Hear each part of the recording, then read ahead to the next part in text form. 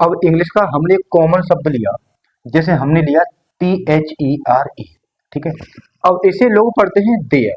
अब देखो देयर का क्या क्या कॉन्सेप्ट होता है। एक तो कॉन्सेप्ट होता है कि देयर का जो हिंदी निकलता है वो निकलता है वहां। क्या निकलता है? वहां। और एक दूसरा जो इसका मतलब होता है जिसे हम कहते हैं इंट्रोडक्टरी, इंट्रोडक्टरी सब्जेक्ट। क्या बोलते हैं? इंट्रोडक्टरी सब्जेक्ट, है ना। यानी कुल मिला के बात ये है कि इसका अर्थ यदि वहां निकलता है तो यहाँ पर तो ये मीनिंगफुल होता है, ये मीनिंगफुल होता है। और यहाँ पर अगर इंट्रोडक्टरी का ये काम करता है तो यहाँ पर मेरे साथी, मेरे भाई, मेरे प्यारे बच्चे हो, ये मीनिंगलेस होता है। ये कैसा होता है? मीनिंगलेस। अब यहाँ पर इसका अर्थ नहीं निकलता, लेकिन यहाँ इसका अर्थ निकलता है। जैसे एग्जाम्पल मैं आपको दूंगा, जैसे हमने यहाँ पर लिखा, एग्जाम्पल जैसे हमने लिखा यहाँ पर वहां, वहां राजा था, वहां राजा था, ठीक है। वहां राजा था। तो यहाँ पर देखेंगे कि इसको हम करेंगे a king was there, a king was there. इस तरीके से आपका ये हो जाएगा, अ किंग वाज देयर, ठीक है।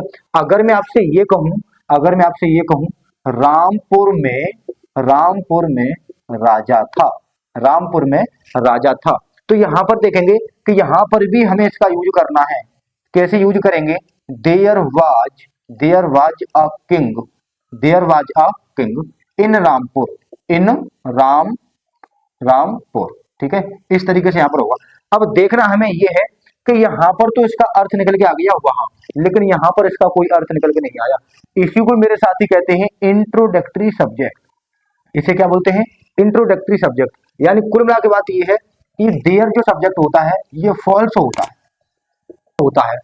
अब यहाँ पर देखना ये है कि ये जो सब्जेक्ट अपने साथ इज भी ले सकता है, आर भी ले सकता है, वॉज भी ले सकता है, एंड वर भी ले सकता है।